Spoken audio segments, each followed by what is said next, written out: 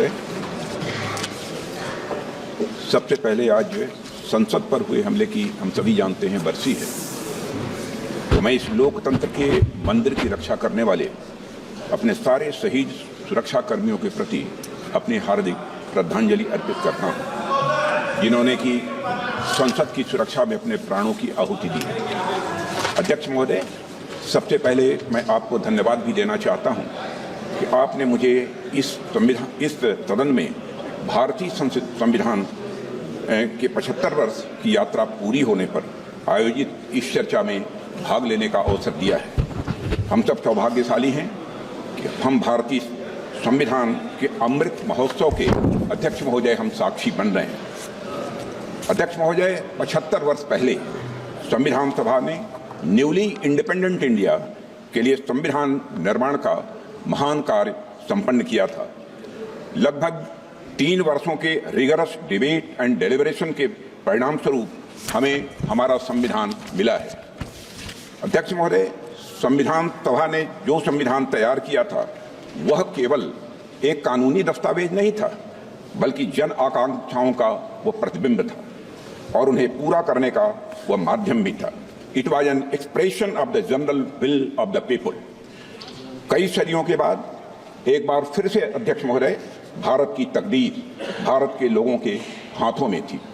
स्वराज का जो सपना भारत के स्वतंत्रता सेनानियों और आम भारतीयों ने देखा था वह पूरा हो चुका था। अध्यक्ष महोदय, हम भारत के लोगों ने 26 नवंबर 1949 के दिन संविधान को अपनाया था, अधिनियमित किया था और उसे राष्ट्र को समर्पित किया था। यह वह दिन था जब भारत के लोग प्रजा से नागरिक बने थे अध्यक्ष महोदय, और ऐसे नागरिक जिनके अपने मौलिक अधिकार थे और उनके पास एक भारतीय नागरिक होने का गौरव भी था। ऐसे नागरिक जो अपनी सरकार को चुन सकते थे और चुन ही नहीं सकते थे अध्यक्ष महोदय, सरकारों को बदल सकते थे। अब देश में राजा रानी का शासन नहीं था, राजतंत्र नहीं था और न तो ब्रिटिश तंत्र था, बल्कि जनता का शासन था और लोकतंत्र था। अध्यक्ष महोदय, मैं अपनी बात को आगे बढ़ाने से पहले संविधान को अंगीकार करने के 75 वर्ष पूरे होने के उपलक्ष्य में इस सदन और समस्त देशवासियों को हार्दिक बधाई देता हूं। अध्यक्ष महोदय, साथ ही भारत की आज़ादी और भारत के संविधान के निर्माण से जुड़े सभी महानुभावों के प्रति कृतज्ञता भी व्यक्त करता हूं और उन सभी को शीश झुकाकर नमन करता हूं। अध्यक्ष महोदय, हमारा संविधान सार्वभौम है, हमारा संविधान सर्वसक्षम है। हमारे संविधान की सार्वभौमिकता और सर्वसक्षमता का अंदाजा इसी बात से लगाया जा सकता है कि जहां एक ओर हमारा संविधान स्टेट यानी राज्य की जिम्मेदारियों को विस्तृत रूप से सूचीबद्ध करता है, वहीं नागरिकों को उनके संवैधानिक और मौलिक अधिकार भी प्रदान करता है। अगर एक लाइन में मुझे कहना हो तो मैं कह सकता हूं कि हमारा संविधान सामाजिक, आर्थिक, राजनीतिक और सांस्कृतिक जीवन के सभी पहलुओं को छूते हुए राष्ट्र निर्माण का यह मार्ग प्रशस्त करता है। अध्यक्ष महोदय, साथ ही लोगों के लिए मॉरल ट्रेजेक्ट्री यानी नैतिक मार्ग भी बनाता है। इसी प्रकार हमारा संविधान जहां एक ओर कोऑपरेटिव फेडरलिज्म सुनिश्चित करता है, वहीं राष्ट्र की एकता को सुनिश्चित करने पर भी बल देता है। हमारा संविधान लेजिस्लेचर, एग्जीक्यूटिव और जुडिशरी को नागरिकों के हितों के लिए मिलजुल कर काम करने की शक्ति भी प्रदान करता है। साथ ही चेक्स एंड बैलेंसेस का भी सिस्टम यह संविधान प्रदान करता है, जिसे सभी संस्थाएं अपने संवैधानिक दायरे में रहकर वह काम कर सकें। अध्यक्ष महोदय, भारत का संविधान सिर्फ एक शासन प्रणाली स्थापित करने का ही कार्य नहीं करता है, बल्कि भारत के गौरव को पुनर्स्थापित करने का यह एक रोड मैप है अध्यक्ष महोदय, और साथ ही यह भारत को विश्व पटल पर सही स्थान दिलाने का रोड मैप है। भारत को पुनः एक आदर्श राष्ट्र बनाने का भी यह अध्यक्ष महोदय रोड मैप है, और यह रोड मैप है विकास का। रोड मैप है समता का, रोड मैप है न्याय का, रोड मैप है स्वतंत्रता का, बंधुता का, राष्ट्र की एकता और अखंडता को अक्षुण्ण रखने का। यह रोड मैप है नागरिकों की गरिमा सुनिश्चित करने का। अध्यक्ष महोदय, कुछ लोगों द्वारा हमारे संविधान को कॉलोनियल रूल यानी उपनिवेशवाद का उपहार मान लिया जाता है, या अक्सर हमारे संविधान को पश्चिमी देशों के संविधान से ली गई अच्छी बातों का एक संकलन मात्र मान लिया जाता है। अध्यक्ष महोदय, पिछले कुछ वर्षों में देश में एक ऐसा माहौल बनाने का प्रयास किया गया है कि संविधान एक पार्टी की विशेष देन है। इन सभी बातों में डेप्थ एंड ब्रेथ मैं मानता हूं कि दोनों की कमी है। अध्यक्ष महोदय, संविधान निर्माण में बहुत से लोगों की भूमिका को जानबूझकर नकार दिया गया है, जबकि सच्चाई यह है कि हमारा संविधान हमारी सिविलाइजेशनल वैल्यूज यानी सभ्यता एवं सांस्कृतिक मूल्यों का एक एक्सप्रेशन है। अध्यक्ष महोदय, हमारा संविधान स्वाधीनता संग्राम के हवन कुंड से निकला हुआ यह अमृत है। हमारा संविधान स्वतंत्रता सेनानियों के त्याग से सिंचित यह हमारा स्वाभिमान है। यह एक सीरीज ऑफ हिस्टोरिकल इवेंट्स का आउटकम है।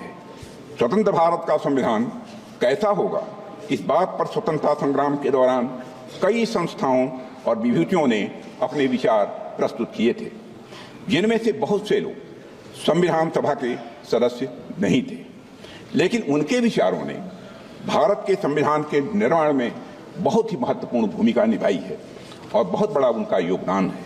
हमें याद रखना चाहिए कि पंडित मदन मोहन मालवीय, लाला लाजपत राय, सरदार भगत सिंह, वीर सावरकर और ऐसे कई महापुरुषों के विचारों ने हमारे संविधान की भावना को मजबूत और समृद्ध किया है। अध्यक्ष महोदय,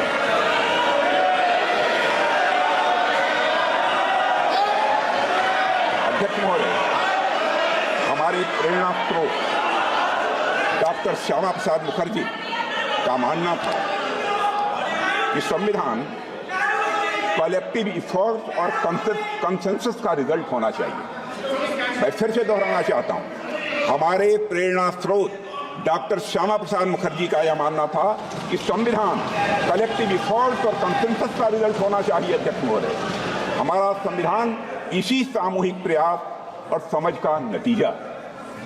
हमारे संविधान के लिखे जाने से 6 साल पहले यानी 1944 में लिखे गए constitution of the Hindustan free state नाम के दस्तावेज में कई बड़े नेताओं ने संविधान के बारे में अपने विचार दिए थे। इसमें सभी नागरिकों के लिए धार्मिक स्वतंत्रता सुनिश्चित करने की बात कही गई थी। इस बात का उल्लेख एक इमिनेंट ज्यूरिस्ट श्री अर्घसेन गुप्ता ने भी किया है। अध्यक्ष महोदय, उस दस्तावेज में प्रत्येक नागरिक को अपनी संस्कृति और भाषा की रक्षा करने का भी अधिकार दिया गया था। सरकार को रिलीजन के आधार पर भेदभाव करने से स्पष्ट रूप से प्रतिबंधित किया गया था। सार्वजनिक अनुदान प्राप्त करने वाले स्कूलों को रिलीजियस एजुकेशन देने की मनाही थी और यह भी स्पष्ट किया गया था कि स्टेट का कोई रिलीजन नहीं होगा, यानी वह सेकुलर होगा। और यह बात वे लोग कह रहे थे जिन्हें हमारे सामने बैठे कुछ लोगों के दल कांग्रेस के लोग कम्युनल कहा करते थे। यह बात उन लोगों ने कही थी। अध्यक्ष महोदय, constitution of the Hindustan free state से डॉक्टर श्यामा प्रसाद मुखर्जी बेहद प्रभावित थे। और अगर हम संविधान सभा की बहस को ध्यान से पढ़ें तो पता चलता है कि उन्होंने राष्ट्रीय एकता के लिए और अलगाववादी प्रवृत्तियों पर अंकुश लगाने के लिए एक मजबूत संघ यानी स्ट्रांग यूनियन की आवश्यकता पर विशेष बल दिया था और स्वतंत्रता और समानता के सिद्धांतों पर आधारित एक गणतांत्रिक संविधान की डॉक्टर श्यामा प्रसाद मुखर्जी ने वकालत भी की थी। हमारे वर्तमान संविधान में भी इन्हीं मूल्यों को अध्यक्ष महोदय प्राथमिकता दी गई है, मगर इस बात का कहीं उल्लेख नहीं मिलता है। एक पार्टी विशेष द्वारा संविधान निर्माण के कार्य को हाईजैक और एप्रोप्रिएट करने की कोशिश हमेशा से की गई है। अध्यक्ष महोदय, भारत में कॉन्स्टिट्यूशन मेकिंग से जुड़ी ये सब बातें लोगों से छिपाई गई हैं। इतिहास में जाने पर पता चलता है कि हमारे देश में इस बात पर व्यापक सहमत थी कि भारत का भविष्य किस तरह के कानून से निर्धारित हो। मैं आज यह स्पष्ट करना चाहता हूं अध्यक्ष महोदय कि हमारा संविधान किसी एक पार्टी की देन नहीं है। भारत का संविधान भारत के लोगों के द्वारा भारत के विचारों के साथ भारत के मूल्यों के अनुरूप बनाया गया एक अनपैरेलल्ड ट्रांसफॉर्मेटिव यह डॉक्यूमेंट है। अध्यक्ष महोदय, पश्चिमी सभ्यता में राज्य की अवधारणा नाइट वॉचमैन स्टेट की थी। नाइट वॉचमैन स्टेट का कंसेप्ट विश्व प्रसिद्ध विचारक जॉन स्टुअर्ट मिल के द्वारा दिया गया था, जिसका अर्थ है कि सरकार का दायित्व लोगों की सुरक्षा प्रदान करने तक ही यह सीमित रहे। किंतु हमारे देश में राजधर्म की बात की गई है। अध्यक्षों, महाभारत के शांति पर्व में राजा को सिर्फ राजधर्म लागू करने की शक्ति दी गई है, पर वह राजा राजधर्म का स्रोत नहीं माना गया है। अध्यक्ष महोदय, हमारे यहाँ राजा भी राजधर्म से बंधा हुआ है। उसकी शक्तियां लोगों के कल्याण के लिए, समाज के कमजोर वर्गों के रक्षा के लिए। अध्यक्ष महोदय, हमारा संविधान कॉन्स्टिट्यूशनल मशीनरी के जरिए नागरिकों के कल्याण के लिए पूरी तरह से प्रतिबद्ध है। उनकी स्वतंत्रता सुनिश्चित करने के लिए भी यह प्रतिबद्ध है। हमारा संविधान नागरिकों के समग्र विकास के रास्ते में आने वाली सभी बाधाओं को हटाने तथा समुचित विकास के लिए अनुकूल परिस्थितियां पैदा करने के लिए राज्य को निर्देश देता है। संविधान के भाग 4 में दिए गए directive principles of state policy से यही भावना निकलकर सामने आती है। अध्यक्ष महोदय, मुझे इस बात का गर्व है, गर्व नहीं बल्कि मुझे गौरव की अनुभूति है कि प्रधानमंत्री नरेंद्र मोदी जी के नेतृत्व में हमारी सरकार सबका साथ, सबका विकास, सबका विश्वास और सबका प्रयास की भावना के साथ यह काम कर रही है। हमारी सरकार भारत के संविधान में निहित धर्म और भावना दोनों के अनुरूप काम कर रही है। अध्यक्ष महोदय, हमारा संविधान प्रोग्रेसिव है। हमारा संविधान प्रोग्रेसिव है, प्रगतिशील है, समावेशी है, परिवर्तनकारी है। हमारे संविधान ने हमें एक ऐसे समाज के निर्माण का ब्लूप्रिंट दिया है जिसमें हर प्रकार से समाज में समरसता हो, सद्भाव हो और साथ ही समृद्धि भी हो। अध्यक्ष महोदय, जहां देश के शीर्ष पद को प्राप्त करने के लिए जन्म की पहचान मायने न रखती हो, यह है हमारा संदेश। जहां एक गरीब परिवार में जन्म लिया व्यक्ति भी प्रधानमंत्री बन सके, देश का और वह देश का राष्ट्रपति भी बन सके। संविधान क्रियान्वयन के कुछ वर्षों बाद ही संविधान की मूल भावना को ताक पर रख दिया गया था। अध्यक्ष महोदय, लेकिन हमारी सरकार ने संविधान के मूल्यों को खुले और सच्चे मन से स्वीकार किया है। मुझे खुशी है कि हमारी सरकार संविधान की मूल भावना को केंद्र में रखकर जनहित के मार्ग पर तेजी से आगे बढ़ रही है। हमने गुलामी की मानसिकता को समाप्त करके भारतीय न्याय संहिता, भारतीय नागरिक सुरक्षा संहिता और भारतीय साक्ष्य अधिनियम जैसे नए कानूनों को पारित किया है। अध्यक्ष महोदय, हमारी सरकार ने समाज के सभी वर्गों और विशेषकर कमजोर वर्गों के लोगों को समुचित विकास को अपना यह लक्ष्य बनाया है। रिफॉर्म, परफॉर्म और अध्यक्ष महोदय ट्रांसफॉर्म के हमारे संकल्प ने आज भारत को दुनिया की सबसे बड़ी अर्थव्यवस्थाओं की कतार में लाकर खड़ा कर दिया। अध्यक्ष महोदय, आज गरीब लोगों को प्रधानमंत्री आवास योजना की वजह से अपना पक्का मकान मिल रहा है। प्रधानमंत्री जन आरोग्य योजना के अंतर्गत गरीबों को मुफ्त इलाज मिल रहा है।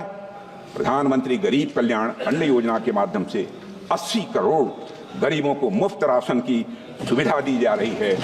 हर घर में नल से जल पहुंच रहा है, हर घर में शौचालय बन रहे हैं। अध्यक्ष महोदय, हमारे देश में लगभग आधी आबादी महिलाओं की है। महिला सशक्तिकरण की दिशा में हमारी सरकार हर संभव प्रयास कर रही है।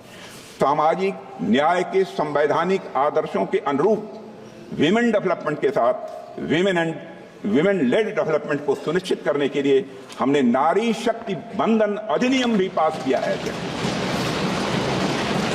और इससे राजनीतिक क्षेत्र की महिलाओं का प्रतिनिधित्व बढ़ेगा तथा उनका सशक्तिकरण भी यह सुनिश्चित होगा। इसी सोच के तहत अध्यक्ष महोदय, हमारी सरकार ने वर्ष 2018 में राष्ट्रीय पिछड़ा आयोग को संवैधानिक दर्जा दिया है, पहली बार आजाद भारत के इतिहास में। आर्थिक रूप से कमजोर वर्गों की उन्नति के लिए साल 2019 में संविधान संशोधन किया गया है। इसके लिए हमने आर्थिक आधार पर 10% आरक्षण का अवसर प्रदान किया है इकोनॉमिकली बैकवर्ड क्लास के लिए। अध्यक्ष महोदय, समग्र और समावेशी विकास के ये सभी काम हमारे संवैधानिक मूल्यों और आदर्शों के यह जीवंत रूप हैं। हमारी सरकार ने न सिर्फ संविधान के मूल्यों को केंद्र में रखकर काम किया है, बल्कि संविधान को लेटर एंड स्पिरिट में बखूबी हमारी सरकार ने लागू किया है। अध्यक्ष महोदय, इस देश में एक ऐसा राज्य भी था जहां देश का संविधान लागू नहीं होता था, संसद के कानून भी पूरी तरह लागू नहीं होते थे। हमने वहां भी संविधान को पूरी तरह से लागू करके दिखाया है अध्यक्ष, और आज पूरा देश उस निर्णय का सकारात्मक परिणाम अपनी प्रत्यक्ष आंखों से देख रहा है। हाल में चुनाव संपन्न हुए हैं, रिकॉर्ड मतदान हुआ है अध्यक्ष महोदय, लंबे समय बाद हुआ है। एक भी हिंसा की घटनाएं मतदान के दौरान नहीं हुई है। अध्यक्ष महोदय, मैं वहां की जनता का अपनी तरफ से हार्दिक अभिनंदन करता हूं। अध्यक्ष महोदय, हमारे संविधान ने हमें भारतीयता से पुनः परिचित कराया है। हमें अपनी संस्कृति, सभ्यता और संस्कृति के प्रति गौरव की भावना का यह संदेश दिया है। जैसे हमारे संविधान की मूल प्रति के भाग 3 में, जिसमें मौलिक अधिकारों का वर्णन है, उसमें भगवान श्री राम, मां सीता जी और प्रभु लक्ष्मण जी की तस्वीर भी अंकित है। अध्यक्ष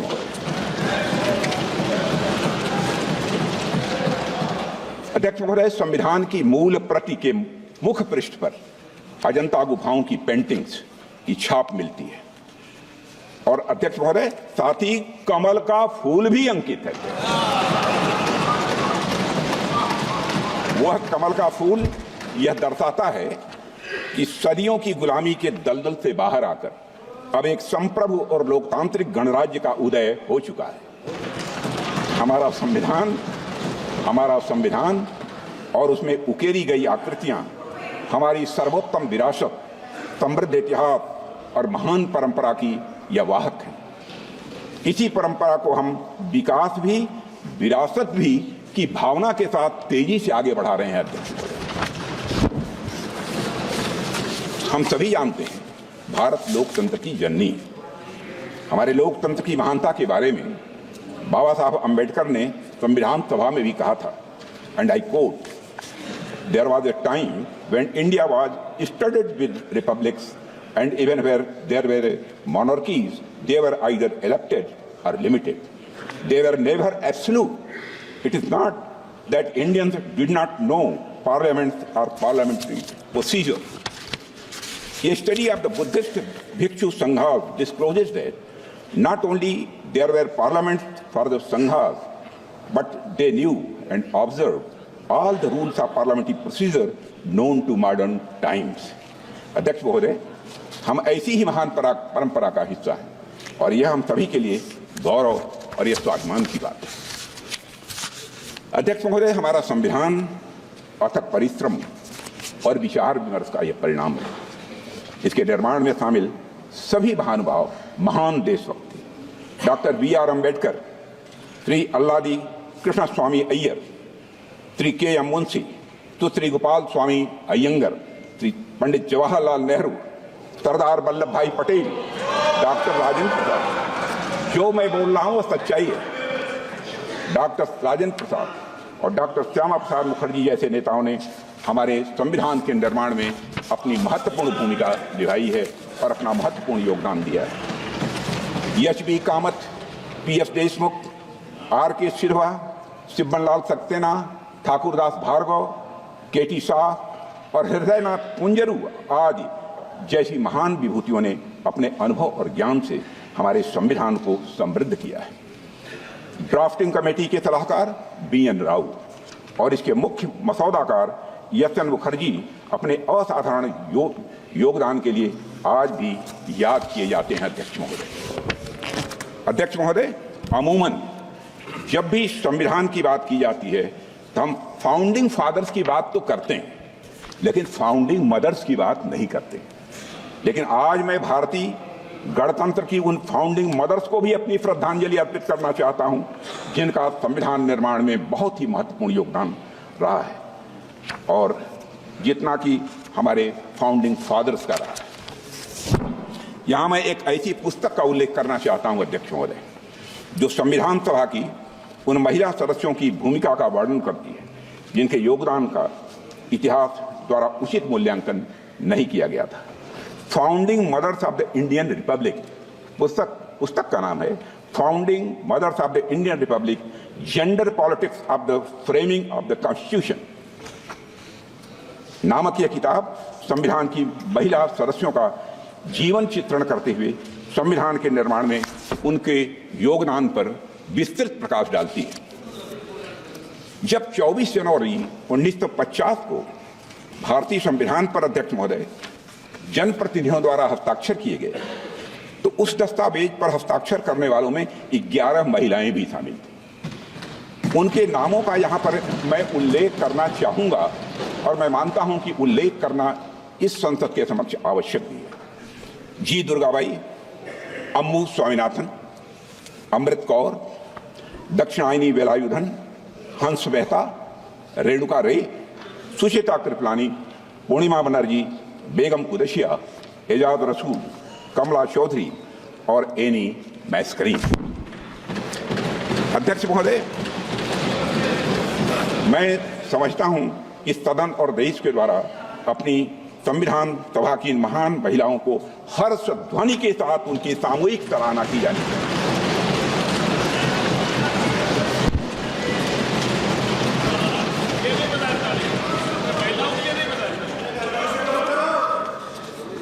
अध्यक्ष महोदय, भारत का संविधान भारत और भारतीयता के मूल विचार की यह उपज है। भारतीय संविधान निर्माण और लोकतंत्र के वैश्विक इतिहास में एक महत्वपूर्ण घटना और एक अनूठा अनुभव भी है। अध्यक्ष महोदय, जब अन्य एशियाई और अफ्रीकी देश उपनिवेशवाद से मुक्त हुए थे तो उनका संविधान कॉलोनियल रूलर्स का एक पार्टिंग गिफ्ट था। इसके विपरीत भारतीयों ने अपना संविधान अपने लिए खुद रचा है। यह हम सबके लिए गौरव की बात है।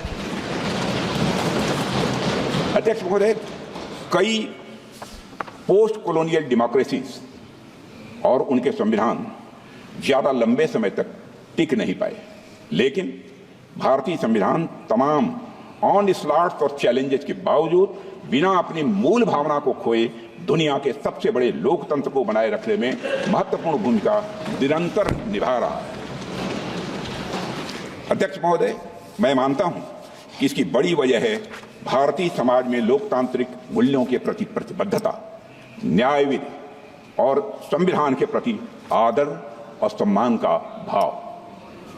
और आज जब हम संविधान के 75 वर्ष पूरे होने का अमृत महोत्सव मना रहे हैं तो मैं इस अवसर पर संविधान की भावना की रक्षा सुनिश्चित करने में सर्वोच्च न्यायालय की भूमिका की भी मैं सराहना करना चाहता हूं। संविधान के कस्टोडियन और इंटरप्रेटर के रूप में सुप्रीम कोर्ट की भूमिका को सहज रूप से हम सब स्वीकार करते हैं। अध्यक्ष महोदय, और अध्यक्ष महोदय, आज संविधान की रक्षा करने की बात की जा रही। अध्यक्ष महोदय, आज संविधान की रक्षा करने की बात की जा रही है। यह हम सभी का कर्तव्य है। और अध्यक्ष महोदय, लेकिन हमें यह भी समझने की जरूरत है कि किसने संविधान का सम्मान किया है और किसने संविधान का अपमान किया है।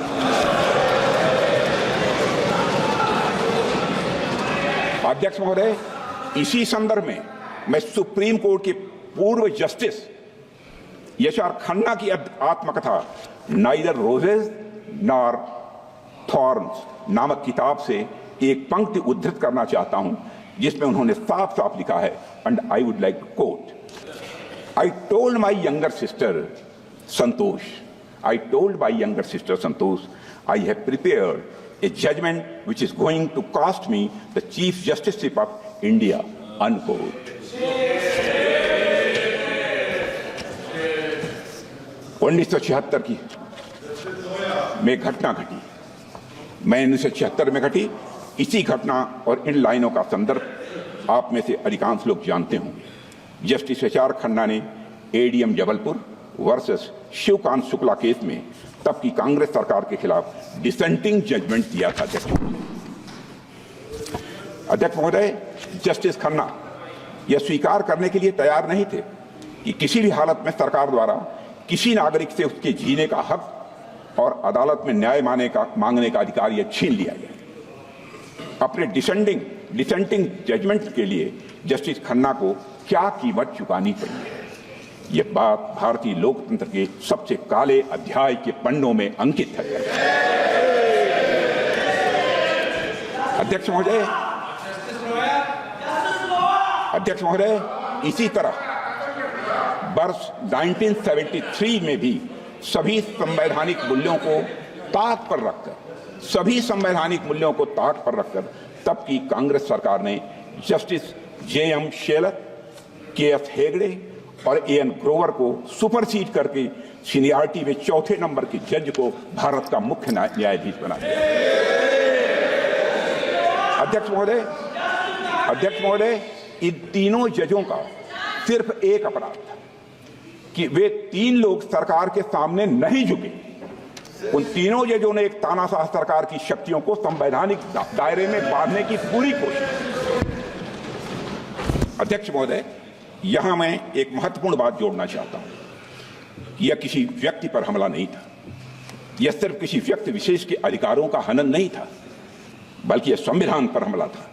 यह हमारे संविधान को सबवर्ट करने का एक महापाप था। अध्यक्ष महोदय, और मुझे हैरानी होती है कि आज इस कृत्य को अंजाम देने वाली पार्टी संविधान के संरक्षण की बात करती है।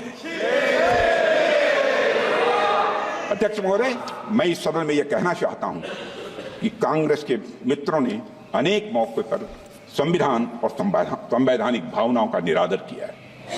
उन्हें कभी भी संस्थानों यानी इंस्टीट्यूशंस की इंडिपेंडेंस और ऑटोनॉमी हजम नहीं हुई। अध्यक्ष महोदय, उन्होंने हमेशा एक कमिटेड जुडिशरी, कमिटेड ब्यूरोक्रेसी और कमिटेड इंस्टीट्यूशन बनाने का काम किया। अध्यक्ष महोदय, कांग्रेस पार्टी ने हमेशा संविधान को राजनीतिक हित साधने का एक माध्यम बनाया और उसकी मूल भावना को तहस नहस करने का कांग्रेस ने काम किया है। अध्यक्ष महोदय, उनके मुंह से संविधान की रक्षा जैसी बातें मैं समझता हूं शोभा नहीं देती।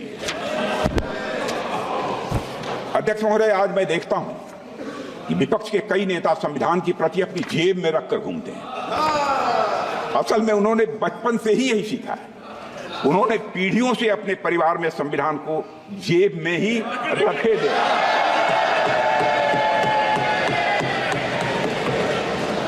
लेकिन अध्यक्ष महोदय, भारतीय जनता पार्टी संविधान को सिर माथे पर लगाती है।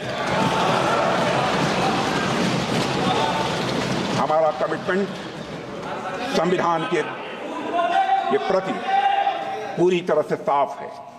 हमने कभी भी किसी इंस्टीट्यूशन की इंडिपेंडेंस और ऑटोनॉमी के साथ खिलवाड़ नहीं किया है। एक भी कोई ऐसी मिसाल नहीं मिली।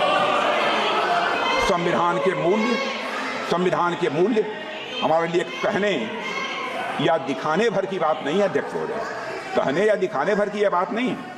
संविधान के मूल्य, संविधान के द्वारा दिखाया गया मार्ग, संविधान के सिद्धांत हमारे मन में, वचन में, कर्म में हर जगह दिखाई पड़ेंगे। अध्यक्ष महोदय, हमारे संविधान निर्माताओं ने हमें एक लिविंग डॉक्यूमेंट दिया है। अध्यक्ष महोदय, जो युगानुकूल परिवर्तन की जरूरत के साथ तेजी से आगे बढ़ रहा है। बाबा साहब अम्बेडकर से अन्य संविधान निर्माताओं ने भी यह माना था कि संविधान भविष्य की सभी संभावनाओं को नहीं भांप सकता है। इसलिए उन्होंने आने वाली पीढ़ियों को उसमें संशोधन करने का भी अधिकार दिया था। प्रधानमंत्री श्री नरेंद्र मोदी जी के नेतृत्व में हमारी सरकार ने पिछले 10 वर्षों में जो भी संवैधानिक संशोधन किए हैं, मैं दावे के साथ कह सकता हूं, उन सभी का उद्देश्य सिर्फ और सिर्फ संवैधानिक मूल्यों को सशक्त करना था अध्यक्ष महोदय, सामाजिक कल्याण था अध्यक्ष महोदय, लोगों का सशक्तिकरण था अध्यक्ष महोदय।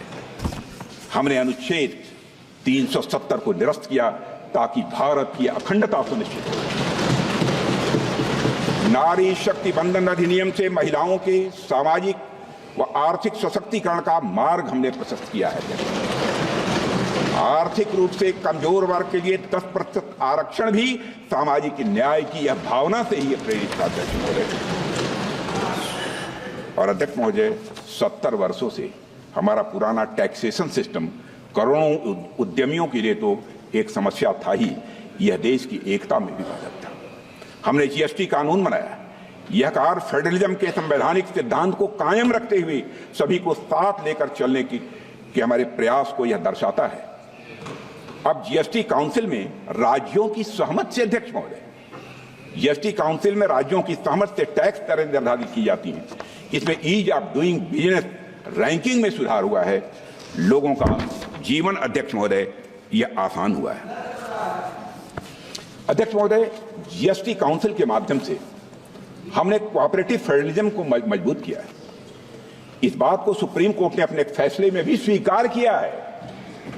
भारत के पूर्व मुख्य न्यायाधीश जस्टिस डीवाई चंद्रचूड़ ने इस कानून की प्रशंसा करते हुए कहा था, the amendment in the constitution to reflect and embody the GST is to my mind a classical example of the collaborative cooperative federalism.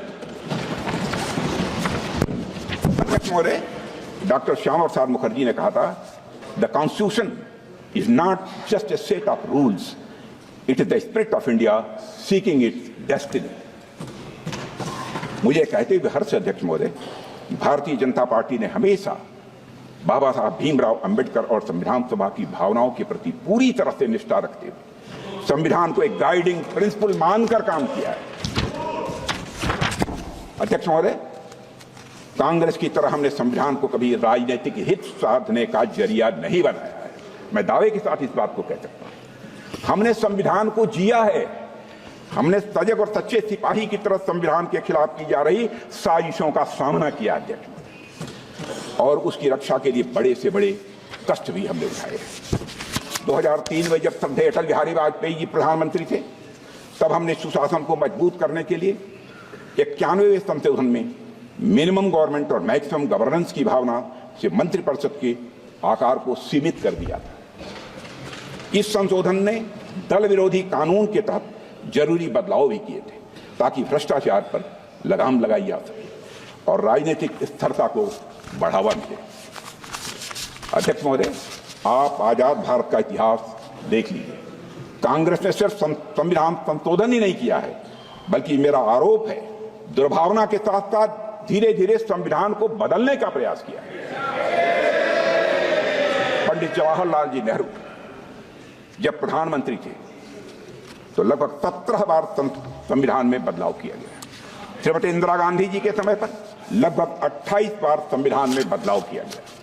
Shri Rajiv Gandhi के समय पर लगभग 10 बार संविधान में बदलाव किया गया। मनमोहन सिंह जी के समय लगभग 7 बार संविधान में बदलाव किया गया। कांग्रेस सरकारों द्वारा किए गए अधिकांश संवैधानिक संशोधन या तो विरोधियों और आलोचकों को चुप कराने के लिए किए गए या तो गलत नीतियों को लागू करने के लिए किए गए थे। अध्यक्ष महोदय, आप पहले संविधान संशोधन को ही ले लीजिए। आप पहले संविधान संशोधन को ही ले लीजिए। साल 1950 में प्रेस में कांग्रेस सरकार की गलत नीतियों की आलोचना हो रही थी। हमारे प्रेस के मित्र भी सुन रहे होंगे। ऐसे में तब की कांग्रेस की सरकार ने आरएसएस के साप्ताहिक प्रकाशन ऑर्गेनाइजर और मद्रास से निकलने वाली पत्रिका क्रॉस रोड्स को प्रतिबंधित कर दिया था। और इसका विरोध करते हुए ऑर्गेनाइजर के संपादक श्री के.आर. मलकानी ने लिखा था, I would like to quote, to threaten the liberty of the press, to threaten the liberty of the press for the sole offense of the non-conformity to official view may be a handy tool for tyrants, but only a crippling curtailment of the civil liberty in a free democracy. A government can always learn more bona fide criticism of the independent thinking citizens than the fulsome flattery of the sultans. sultans का मतलब चापलूस होता है।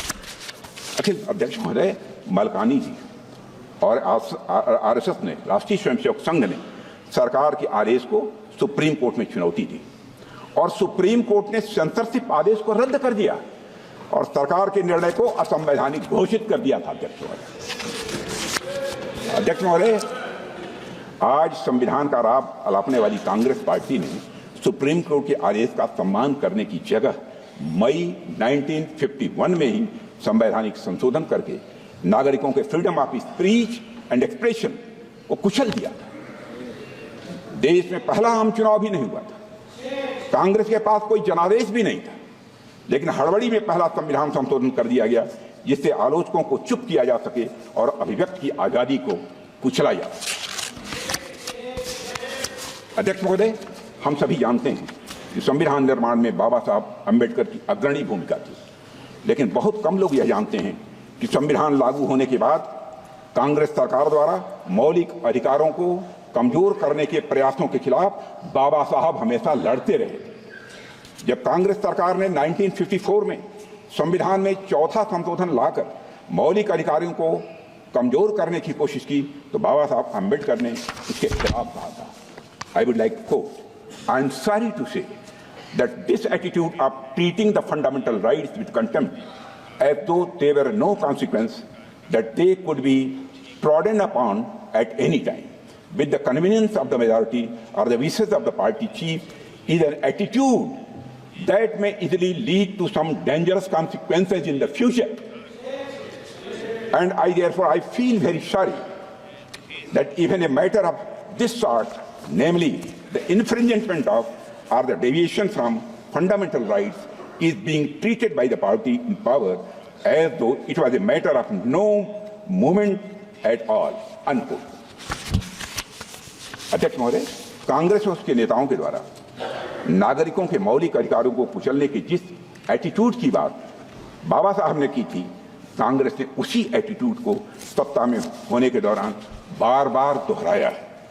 मैं कांग्रेस सरकार द्वारा किए गए कुछ संवैधानिक संशोधनों का यहाँ पर मैं उल्लेख करना चाहता हूँ, जिनके द्वारा संविधान और उसमें निहित भावना को ही नष्ट करने की कोशिश की गई। अध्यक्ष महोदय, साल 1975 में हुए 38वें 38th संविधान संशोधन से आपातकाल यानी इमरजेंसी लगाने के निर्णय को नॉन जस्टिसिएबल बनाने की कोशिश की गई। इलेक्शन लॉ अमेंडमेंट बिल लाया गया जिसका एकमात्र उद्देश्य उन सभी इलेक्टोरल मैल प्रैक्टिसेस को इम्यूनिटी देना था जिसके कारण श्रीमती इंदिरा गांधी के चुनाव को चुनौती दी गई। कल्पना कर सकते हैं अध्यक्ष महोदय, एक निंदनीय संशोधन जो अंततः लैप्स हो गया वह था 1976 में किया गया 41वां संविधान संशोधन विधेयक। इस संशोधन का उद्देश्य, मैं तुरंत का ध्यान आकर्षित करना चाहता हूं अध्यक्ष महोदय, इस संशोधन का उद्देश्य प्रधानमंत्री, राज्यपाल और राष्ट्रपति को पद ग्रहण करने से पहले उनके कार्यकाल के दौरान किए गए सभी कार्यों के लिए आपराधिक जो है मुकदमों से इम्यूनिटी प्रदान करना, चाहे जो भी अपराध किए सब क्षम्य थे। अध्यक्ष महोदय, इसका मतलब यह था सबसे जघन्य अपराध करने वाला व्यक्ति भी अगर एक दिन के लिए भी संवैधानिक पद पर बैठ जाए तो उसके सभी अपराध माफ। कैसे देश माफ कर सकता है? अध्यक्ष महोदय, संवैधानिक शक्तियों का दुरुपयोग यही नहीं रुका। 28 अगस्त 1976 को 42वां संविधान संशोधन पेश किया गया था जिसमें प्रोविजंस थे कि किसी भी कानून की संवैधानिकता केवल 7 न्यायाधीशों द्वारा ही तय की जा सकती है और किसी भी कानून को केवल 2/3 बहुमत से ही रद्द किया जा सकता है। अध्यक्ष महोदय, क्षमा कीजिए, क्या यह सब एक तानाशाह द्वारा अपने निजी स्वार्थ के लिए संविधान को विकृत करने का यह भरसक प्रयास नहीं था?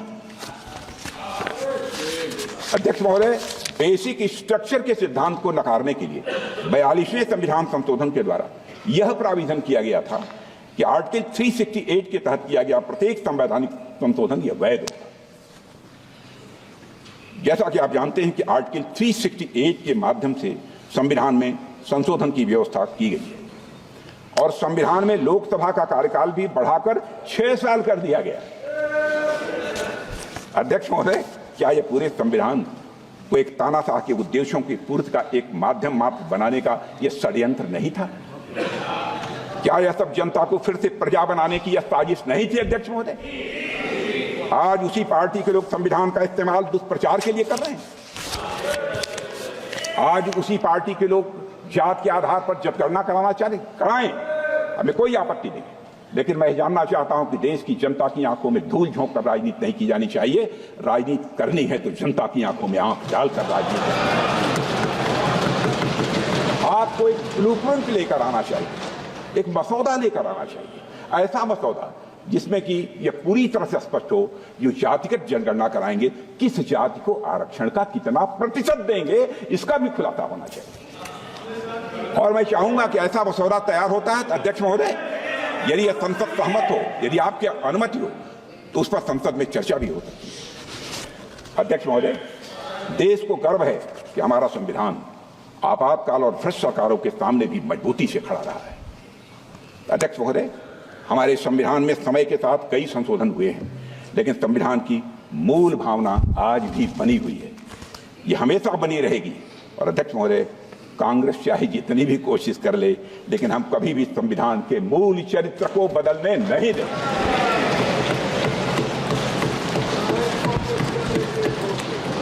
आप इतिहास देखें, आप इतिहास देखें, हमने आपातकाल के काले दिनों में भी संविधान के मूल चरित्र को चोट पहुंचाने के हर प्रयास का मजबूती के साथ विरोध किया था। लाखों की संविधान में, लाखों की संख्या में संविधान के सिपाहियों ने जेल की यातना झेली है। मैं स्वयं इन यातनाओं का भुक्तभोगी हूं। 18 महीने मैं भी जेल रहा हूं। 2 महीने तक हमने तन्हाई काटी है, सॉलिटरी सेल काटी है। अध्यक्ष महोदय, जेल में रहते हुए मेरी मां की मृत्यु हो जाने पर मुखाग्नि देने के लिए हमको पैरोल तक नहीं दिया गया। अध्यक्ष महोदय, कांग्रेस ने कभी संविधान, न संवैधानिक मूल्यों और न संवैधानिक संस्थाओं का सम्मान किया है। कांग्रेस के नेताओं ने हमेशा पर्सनल इंटरेस्ट को कॉन्स्टिट्यूशनल वैल्यूज और इंस्टीट्यूशनल डिग्निटी के ऊपर रखा। एक डॉक्यूमेंट फैक्ट है कि 1973 में 3 सीनियर मोस्ट जजेस को सुपरसीड करने के फैसले से तत्कालीन राष्ट्रपति श्री बीबी गिरी जी सहमत नहीं थे, पर तत्कालीन प्रधानमंत्री ने अपनी जिद, हट और राजनीतिक दंभ के कारण राष्ट्रपति के पद का सम्मान नहीं किया। आज संविधान के तथाकथित हितैषी ये भूल जाते हैं कि श्रीमती इंदिरा गांधी ने 50 बार आर्टिकल 356 का दुरुपयोग करके चुनी हुई सरकारों को गिराने का काम किया।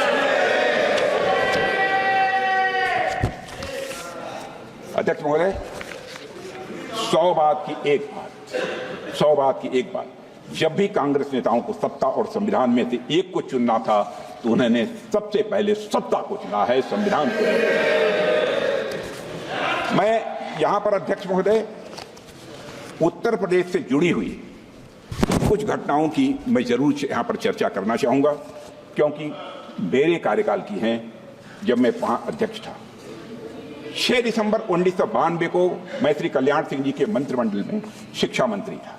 दोपहर 11:30 बजे अयोध्या में एक विवादित ढांचा के गुंबद में आंशिक क्षति पहुंचने की जानकारी मिली, और जब 3-4 घंटे के बाद इस बात की पुष्टि हुई कि वहां ढांचे में भारी तोड़फोड़ हो चुकी है, तो शाम 5 बजे श्री कल्याण सिंह जी की सरकार ने राज्यपाल को इस्तीफा सौंप दिया। अध्यक्ष महोदय, आपका विशेष रूप से ध्यान आकर्षित करना चाहता हूं, इस्तीफा दे दिया कल्याण सिंह जी, परंतु सभापति महोदय, आश्चर्य की बात है कि पूर्ण बहुमत की सरकार का इस्तीफा स्वीकार नहीं किया गया और कुछ घंटे के बाद बर्खास्तगी का आदेश कर दिया गया। यह संवैधानिक व्यवस्था के दुरुपयोग का पहला उदाहरण मैंने अपने राजनीतिक जीवन में देखा है। सभापति महोदय, मैं तो सिर्फ अपने द्वारा अनुभव किए गए कुछ प्रयोग बताना चाहता हूं। 22 अक्टूबर 1997 को मैं भारतीय जनता पार्टी उत्तर प्रदेश का अध्यक्ष था। श्री कल्याण सिंह जी हमारी गठबंधन सरकार के मुख्यमंत्री थे। हमने अपना बहुमत सदन के पटल पर साबित कर दिया था। विधानसभा अध्यक्ष स्वर्गीय श्री केसरीनाथ त्रिपाठी जी ने सरकार के बहुमत सिद्ध होने का निर्णय भी सुना दिया था, किंतु फिर भी विपक्षी दल एक झुंड बनाकर, जिसमें हमारे कांग्रेस के मित्र थे, उत्तर प्रदेश के राज्यपाल के पास गए और राज्यपाल ने यह कह दिया, उन्हें लगता है कि सरकार के पास बहुमत नहीं है अध्यक्ष महोदय, जबकि हम बहुमत सिद्ध कर चुके। अर्थात विधानसभा में बहुमत सिद्ध करने के बाद भी किसी सरकार को बर्खास्त कर दिया गया और रात में ही कैबिनेट ने बर्खास्तगी का निर्णय लेकर अनुमोदन के लिए राष्ट्रपति को भेज दिया। सभापति महोदय, मुझे याद है कि उस समय मेरे साथ रात्रि में 12 बजे वहां चल के हम सभी विधायक अगले दिन राष्ट्रपति भवन के बाहर देश के मीडिया के सामने 240 विधायकों की संख्या के साथ हम वहां पर मौजूद थे। उस समय उत्तर प्रदेश की विधानसभा 425 की होती थी। मैं आभार व्यक्त करना चाहूंगा देश के तत्कालीन राष्ट्रपति और दलित समाज से आने वाले देश के पहले राष्ट्रपति श्री के.आर. नारायणन का, जिन्होंने इस अन्याय को देखते हुए अपने संवैधानिक अधिकार का प्रयोग करते हुए उस समय कांग्रेस सरकार की कैबिनेट की संस्कृति को पुनर्विचार के लिए लौटा दिया। समाचार पत्रों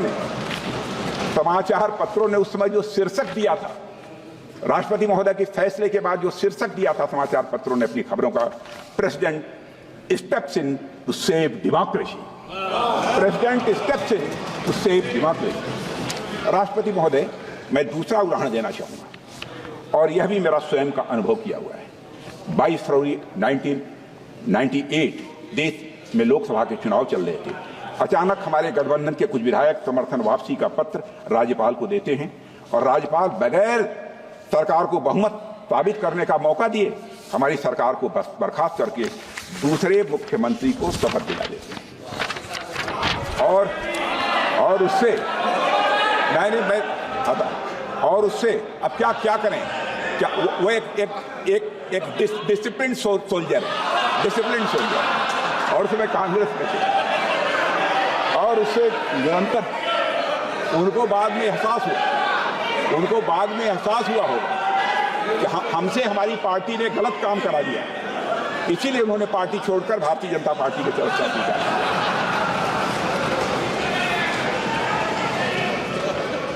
तब अध्यक्ष महोदय और उससे तुरंत बहुमत साबित करने के लिए भी नहीं कहते।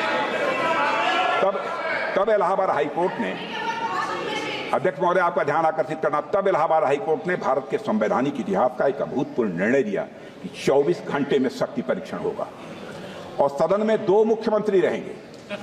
आपने ऐसा कभी सुना नहीं होगा और जो बहुमत पाएगा वही मुख्यमंत्री माना जाएगा। सभापति महोदय, ये दोनों घटनाएं भारत के संवैधानिक इतिहास की यात्रा में एक काला अध्याय जरूर हैं, परंतु संविधान कैसे लोकतंत्र को बचा सकता है उस दृष्टि से ये अंधेरे में प्रकाश स्तंभ की तरह है। हम सबसे बड़े दल के रूप में उभरे, हम और जदयू चुनाव पूर्व सबसे बड़े गठबंधन थे। इसके बावजूद हमारे पास बहुमत था, परंतु हमें सरकार बनाने नहीं दी जा रही थी। जब मामला सर्वोच्च न्यायालय में गया तो पहली बार झारखंड के तत्कालीन राज्यपाल और तत्कालीन केंद्र सरकार पर तल्ख टिप्पणी करते हुए सर्वोच्च न्यायालय ने फ्रॉड ऑन कॉन्स्टिट्यूशन जैसी बात कही थी। यह झारखंड की घटना है जिसका मैं यहाँ पर उल्लेख करना चाहता हूँ, उसके विस्तार में मैं अध्यक्ष महोदय नहीं गया। अध्यक्ष महोदय, मैं भारत के संसदीय और संवैधानिक इतिहास में यदि मील के पत्थर गिनाना चाहूँ तो 1995 में जब जेनेवा में, मैं प्रतिपक्ष का ध्यान विशेष रूप से अध्यक्ष महोदय आपके माध्यम से आकर्षित करना चाहता हूं। 1995 में जब जेनेवा में संयुक्त राष्ट्र संघ में पाकिस्तान कश्मीर को लेकर भारत के खिलाफ प्रस्ताव ला रहा था, उस समय कांग्रेस की तत्कालीन सरकार से कश्मीर मुद्दे पर घनघोर विरोध के बावजूद तत्कालीन नेता प्रतिपक्ष हम सबके श्रद्धेय अटल बिहारी वाजपेयी, जो भारतीय प्रतिनिधिमंडल का नेतृत्व करते हुए नरसिम्हा राव सरकार का पक्ष प्रस्तुत करने के लिए जेनेवा गए और विदेश की धरती पर सारा श्रेय नरसिम्हा राव जी की सरकार को दिया था हमारे लीडर अपोजिशन श्रद्धेय अटल बिहारी वाजपेयी। और भारत की धरती पर आकर फिर और भारत की धरती पर आकर फिर भारत वहां विदेश में तो जाकर उन्होंने सरकार का, केंद्रीय सरकार का समर्थन किया था, लेकिन भारत की धरती पर आकर उन्होंने सरकार का फिर से मुखर विरोध किया। सभापति महोदय, आज जब मैं देखता हूं कि हमारे कई नेता विदेश की धरती पर जाकर भारत के बारे में न जाने क्या क्या कहते हैं, न जाने क्या क्या कहते हैं, तो हमें यह घटना एक कहानी जैसी लगती है अध्यक्ष महोदय। परंतु परिपक्व विपक्ष की भूमिका कैसे निभाई जा सकती है, इसे भी सभी दलों को समझना चाहिए। और मैं घटना और याद दिलाना चाहता हूं, 1996 में अटल जी की 13 दिन की सरकार थी। यह सदन की कार्रवाई को टेलीविजन के द्वारा सीधा प्रसारण करने का फैसला यदि किसी ने जब किया गया था, तो उसमें अटल जी भारत के प्रधानमंत्री थे और उन्होंने इसकी पहल की थी। अध्यक्ष महोदय, 100 बात की एक बात, जब भी कांग्रेस के नेताओं को सत्ता और संविधान में से एक को चुनना था तो उन्होंने हमेशा ये सत्ता को चुना।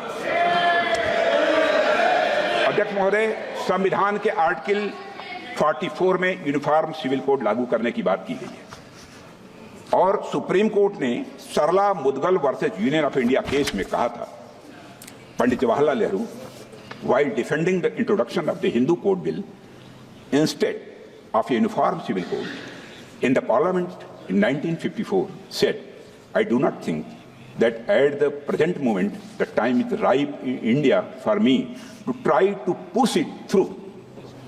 It appears that even 41 years thereafter, the rulers of the day are not in a mood to retrieve Article 44 from the cold storage where it was lying since 1949.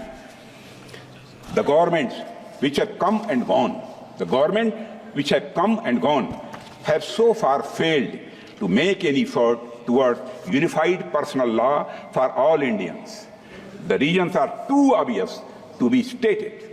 The utmost that has been done is to codify the Hindu law. When more than 80% of the citizens have already been brought under the codified personal law, there is no justification whatsoever to keep in abeyance anymore the introduction of uniform civil code for all citizens in the territory of India, unquote. अध्यक्ष महोदय, uniform civil code तो कांग्रेस क्या ही लाती, उन्होंने तो supreme court की judgement को भी पूरी तरह से नकार दिया। अध्यक्ष महोदय, आप याद कीजिए साहबानो केस, जो कि भारत में मुस्लिम महिलाओं के अधिकारियों को लेकर ऐतिहासिक निर्णय था। मैं उसे ऐतिहासिक कहना चाहता हूं अध्यक्ष महोदय। इस मामले में सुप्रीम कोर्ट ने तलाकशुदा महिला साहबानों के पक्ष में फैसला सुनाया था और इस फैसले के जरिए सुप्रीम कोर्ट ने यह कहा था कि मुस्लिम महिलाएं भी उजाला भत्ता पाने की वह हकदार हैं, यह कहा था। और अध्यक्ष महोदय, लेकिन तुष्टीकरण के रास्ते चलते हुए तत्कालीन कांग्रेस की सरकार ने कानून बनाकर इस जजमेंट को ही पलट दिया। इसलिए जब कांग्रेस के लोग जो हमेशा तुष्टीकरण की राजनीति करते आए हैं, लेकिन हमारे नेता विरोधी दल जब मोहब्बत की दुकान की बात करते हैं तो हंसी आती है। अध्यक्ष महोदय, 75 वर्षों के बाद आज हमें अपने संवैधानिक कर्तव्यों के प्रति, अध्यक्ष महोदय, 75 वर्षों के बाद आज हमें अपने संवैधानिक कर्तव्यों के प्रति अपनी प्रतिबद्धता को एक फिर से दोहराना चाहिए। और अध्यक्ष महोदय, भारत का संविधान भारतवासियों की आकांक्षाओं की पूर्ति के लिए, उनके मौलिक अधिकारों की रक्षा के लिए एक सशक्त माध्यम साबित हुआ है। यह बात मैं दावे के साथ कहता हूं। जैसा प्रारंभ में ही मैंने कहा था अध्यक्ष महोदय, आज संसद पर हमले हुए की लगभग बरसी है, तो आज मैं अपेक्षा करता हूं कि संविधान ने जो अधिकार सर्वोच्च पदों पर बैठे हुए लोगों को दिए हैं, उसका वैसा दुरुपयोग कभी नहीं कि हमले के मास्टरमाइंड को क्षमादान प्रकरण पर 7 साल तक वो लंबित रहे। आज तक ऐसी कोई कल्पना नहीं की जाती। मैं समझता हूं संकल्प लेना चाहिए कि राष्ट्रीय सुरक्षा के मुद्दों पर संवैधानिक शक्तियों का दुरुपयोग कभी न हो, यह संसद को सुनिश्चित करना चाहिए। अध्यक्ष महोदय, आज जब हम अपने संविधान के 75 साल पूरे होने के साक्षी बने हैं, तो हमें अधिकारों से एक कदम आगे बढ़कर अध्यक्ष महोदय अपने कर्तव्यों की तरफ भी ध्यान देना चाहिए। अध्यक्ष महोदय, भारतीय संस्कृति में धर्म का एक महत्वपूर्ण स्थान है, इसको कोई नकार नहीं सकता। धर्म के अनेकों अर्थ हैं अध्यक्ष महोदय। मंदिर में जाकर पूजा करना, मस्जिद में जाकर इबादत करना, गिरजाघर में सजदा करना, यही धर्म नहीं है। धर्म के अनेकों अर्थ हैं, पर इनमें जो सबसे महत्वपूर्ण है कर्तव्य, सबसे महत्वपूर्ण है वह कर्तव्य है। हमारे धर्म ग्रंथों में धर्म का अर्थ मूलतः कर्तव्य ही है। धर्म शब्द ये ऋग्वेद में 56 बार आता है, 56 टाइम, और लगभग सभी स्थान पर इसका उपयोग कर्तव्य के अर्थ और संदर्भ में ही किया गया है अध्यक्ष महोदय। और अध्यक्ष महोदय, भारत की संस्कृति में उसके धर्म, मूल्य, इतिहास सभी में कर्तव्यों के निर्वहन की बातें की गई हैं। अध्यक्ष महोदय, भारत एक लोकतांत्रिक देश है और किसी भी लोकतंत्र में उसका संविधान ही उसका सबसे महत्वपूर्ण दस्तावेज या यूं कहूं सैक्रेड डॉक्यूमेंट माना जाता है। यही कारण है कि सर्वोच्च पदों पर बैठे सभी व्यक्तियों को इस संविधान में मौजूद शपथ को पद ग्रहण करने से पहले दोहराना पड़ता है। मैं अपने कर्तव्यों का श्रद्धापूर्वक और शुद्ध अंतःकरण से निर्वहन करूंगा कि आपके ही समक्ष यह शपथ लेनी पड़ती है। अध्यक्ष महोदय, यह केवल कुछ शब्द नहीं है, बल्कि भारत के लोकतंत्र की अंतरात्मा है। यह एक संवैधानिक दायित्व होने के साथ साथ एक नैतिक दायित्व भी है। और यह अक्सर कहा जाता है कि भारत विविधता का देश है। भारत विभिन्न धर्मों, विश्वासों, मान्यताओं, रीति रिवाजों और परंपराओं का देश है। लेकिन इस जीवंत विविधता के बीच जो हमें एक सूत्र में बांधता है अध्यक्ष महोदय, वह है हमारा संविधान। अध्यक्ष महोदय, यहां में ग्रैनविल ऑस्टिन ने अपनी बहुचर्चित किताब the Indian constitution cornerstone of the nation में लिखा है कि हमारे संविधान निर्माताओं ने भारतीय संविधान में राष्ट्र के आदर्शों और उसे प्राप्त करने के लिए इंस्टीट्यूशन और प्रोसीजर दोनों को एक समान महत्व दिया है। जिन आदर्शों को उन्होंने सबसे अधिक महत्व दिया वे हैं राष्ट्रीय एकता, अखंडता, लोकतांत्रिक और समतामूलक समाज। अध्यक्ष महोदय, हमारे संविधान निर्माताओं ने इन्हें प्राप्त करने के लिए सामाजिक और आर्थिक परिवर्तन का रास्ता अपनाया, पर उनके जेहन में एक बात पूरी तरह से साफ थी कि यह सामाजिक और आर्थिक परिवर्तन केवल संवैधानिक और लोकतांत्रिक संस्थानों का उपयोग करते हुए लोकतांत्रिक भावना के साथ लाया जाए, यह उनकी मंशा थी। ग्रैनविल ऑस्टिन ने अपनी किताब में एक महत्वपूर्ण बात लिखी है जिसका मैं उल्लेख करना चाहूंगा। वो बात यह थी कि संविधान निर्माताओं को यह विश्वास था कि सामाजिक एकता, सामाजिक क्रांति और लोकतंत्र को अलग अलग हासिल नहीं किया जा सकता है, बल्कि यह एक सीमलेस वेब के 3 अलग अलग स्ट्रैंड हैं। And I would like to quote Adhyaksh Mahoday, without national unity, democracy would be endangered and there could be a little progress towards social and economic reform. And without democracy and reform, the nation would not hold together. And with these 3 strands, the framers had spun a seamless wave, unquote. अध्यक्ष महोदय, हमारे संविधान ने हमेशा नागरिक और राज्य, व्यक्ति और समाज के बीच एक हार्मोनियस बैलेंस बनाने में बहुत ही महत्वपूर्ण भूमिका निभाई है। एक प्रसिद्ध jurist, former chief justice of USA John Marshall ने कहा था, constitution is framed for ages to come, constitution is framed for ages to come but its course cannot always be tranquil, जिसका अर्थ है कि संविधान की रचना सदियों के लिए होती है मगर उसकी यात्रा चुनौतीपूर्ण होती है। अध्यक्ष महोदय, हमारे संविधान निर्माता आजादी के आंदोलनों से प्रेरित थे, ये हम सभी जानते हैं। वे सभी दूरदर्शी थे, लेकिन भविष्य में आने वाली सभी चुनौतियों और उनके समाधानों को संविधान में सम्मिलित करना संभव नहीं था, किसी भी सूरत में संभव नहीं था। पिछले 7.5 दशकों में संविधान को बहुत सी चुनौतियों का सामना करना पड़ा है अध्यक्ष महोदय, पर हम सबको इस बात का गर्व होना चाहिए कि हमारे संविधान की स्पिरिट ऑफ रेजिलियंस है कि हम उन सभी चुनौतियों का सामना पूरी दृढ़ता से कर पाए हैं।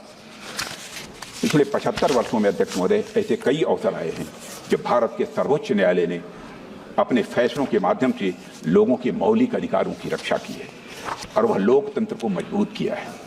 और इन सभी ऐतिहासिक फैसलों के पीछे जो आदर्श, सोच और मापदंड थे वे सभी हमारे संविधान में निहित हैं। और भारतीय संविधान वह आदर्श था अध्यक्ष महोदय जिसके माध्यम से दुनिया का सबसे बड़ा लोकतंत्र यह अस्तित्व में आया था। यह एक चार्टर था अध्यक्ष महोदय जिसने प्राचीन सभ्यता को आधुनिकता और बड़े सामाजिक और आर्थिक सुधार के मार्ग पर इसने अग्रसर किया। और पिछले 75 वर्षों से हमारा संविधान इस भूमिका को पूरी निष्ठा और समर्पण के साथ निभा रहा है। अध्यक्ष महोदय, पिछले 75 सालों में संविधान की मूल भावना से ही प्रेरणा लेते हुए हमारे सर्वोच्च न्यायालय ने लैंगिक समानता को बढ़ावा दिया, पर्यावरण संरक्षण को सुनिश्चित किया, संघीय संरचना को मजबूत किया और लोगों को मौलिक अधिकारों की रक्षा की है। अध्यक्ष महोदय, इस संदर्भ में मेरा मानना है कि इन सभी निर्णयों के पीछे जो गाइडिंग प्रिंसिपल्स थे वो हमारे संवैधानिक निर्माताओं के आदर्श और दृष्टिकोण थे जो भारत के संविधान में ही निहित है।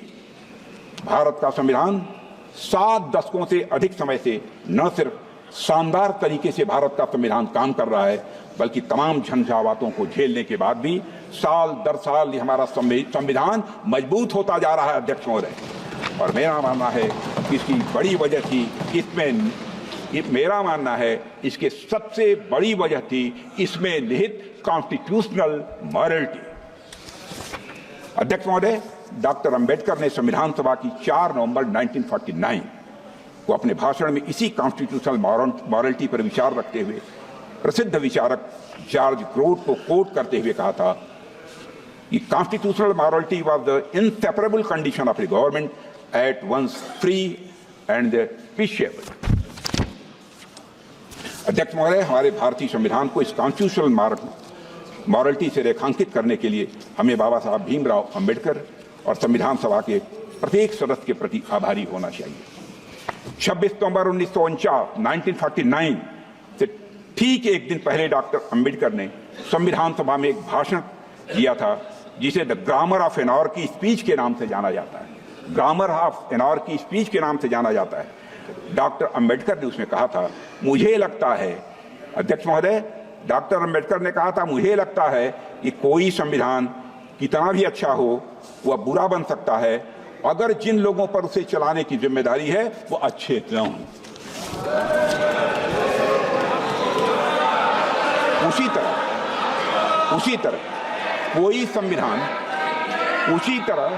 कोई संविधान कितना भी बुरा हो वह अच्छा साबित हो सकता है अगर उसे चलाने वाले लोगों की भूमिका सकारात्मक हो।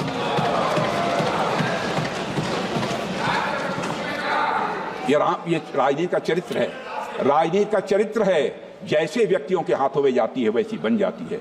राम के हाथों में जाती है तो भक्त बन जाती है, कृष्ण के हाथों में जाती है तो युक्ति बन जाती है, आजाद भगत सिंह, अशफाकुल्लाह खां जैसे हाथों के में जाती है तो मुक्ति बन जाती है।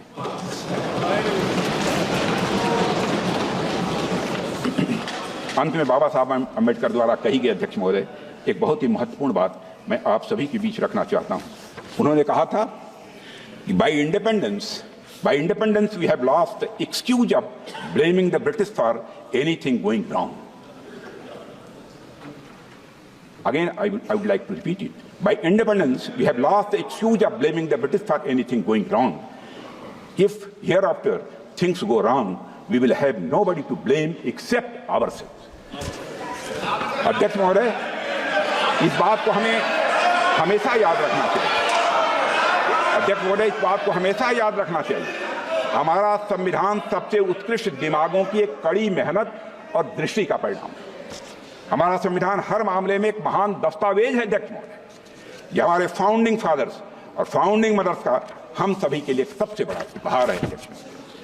अब यह हमारा कर्तव्य है कि यह सुनिश्चित करें कि हम संविधान की पवित्रता को किसी भी सूरत में भंग न होने दें और यह संवैधानिक यात्रा अनवरत जारी रहे, इसके लिए पूरी शक्ति से काम करें। अध्यक्ष महोदय, मैं विश्वास के साथ कह सकता हूं, गौरव की अनुभूति करते हुए कर सकता हूं कि हमारे प्रधानमंत्री मोदी जी के नेतृत्व की सरकार चाहे जो भी कीमत चुकानी पड़े, संविधान की पवित्रता को किसी भी सूरत में अध्यक्ष महोदय भंग नहीं होने, और यह कर्तव्य हमारे किसी भी अन्य दायित्व से बड़ा होना चाहिए। यह कर्तव्य किसी भी अन्य दायित्व से बड़ा होना चाहिए अध्यक्ष महोदय। इन्हीं शब्दों के साथ अपनी वाणी को विराम देता हूं। आप सभी को बहुत बहुत धन्यवाद। जय भारत, जय हिंद, जय संविधान।